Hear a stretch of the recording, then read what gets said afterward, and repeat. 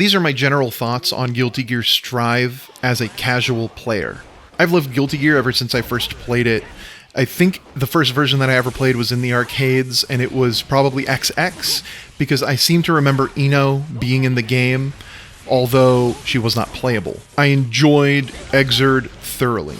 I'm not a hardcore player of this franchise, so I could not tell you what the differences are between Exerd, Revelator, and Revelator 2, but I really like the game. There are a few things in the game that I don't like.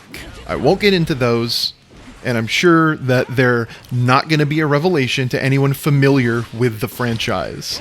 When it comes to Strive, I actually got accepted to participate in the first closed beta.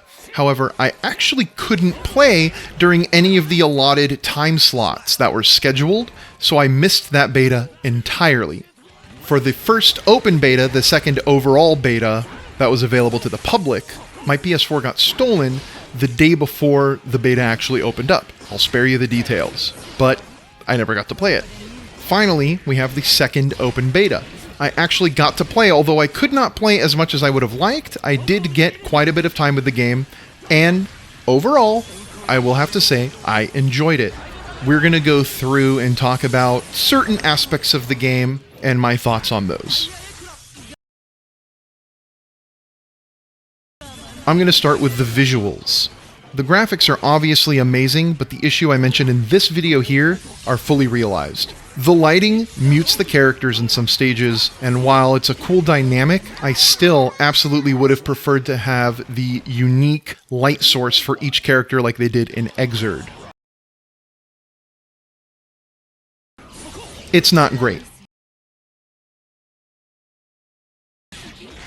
Everyone is saying the lobby is improved.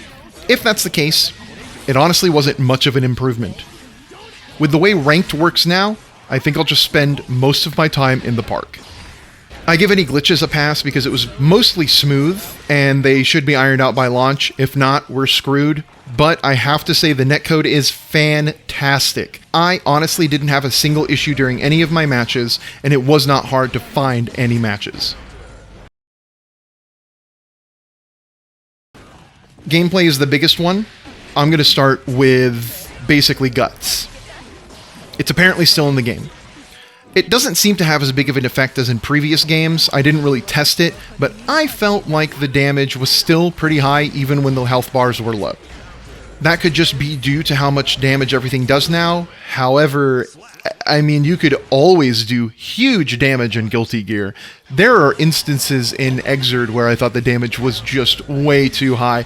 So I think everyone complaining that the damage is way too high in Strive, honestly, they just need to go back and play the previous games to get a reality check. The fact of the matter is, I don't like Guts in Guilty Gear or really any other game that has it, and I wish it would just leave fighting games forever. I got used to how air dashing works, but I still don't really like the way it feels.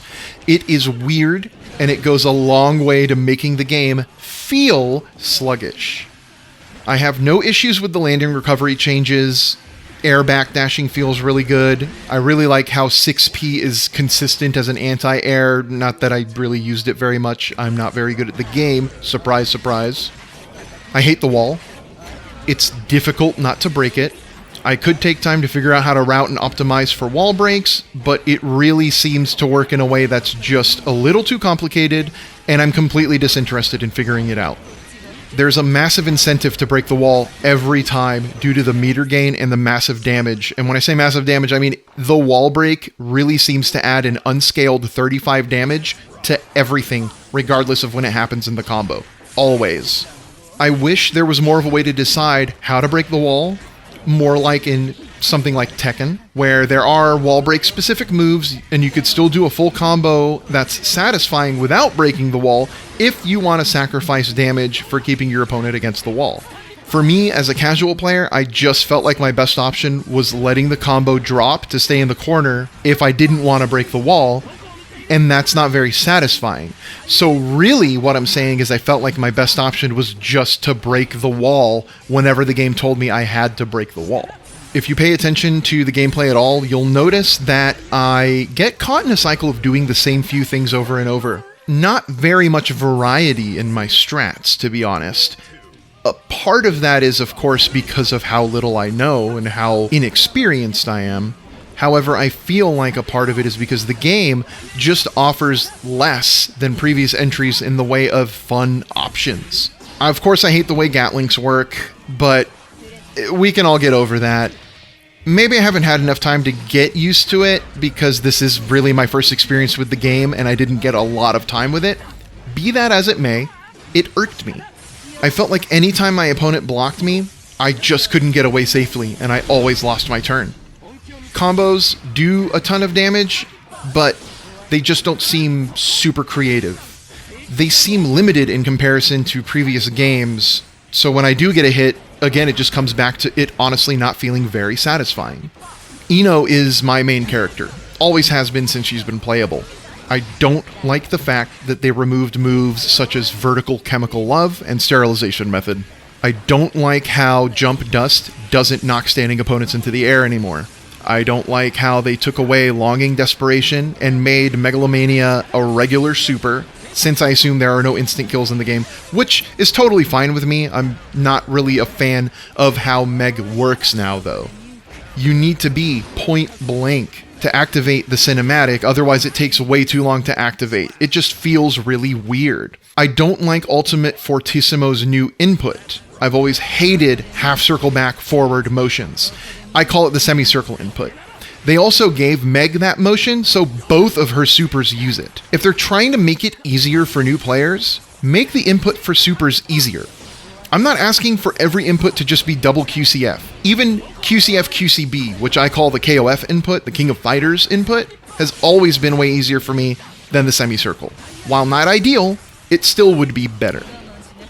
This is anecdotal, so grain of salt and everything. I was playing with my girlfriend and teaching her the special move inputs in training mode with Giovanna.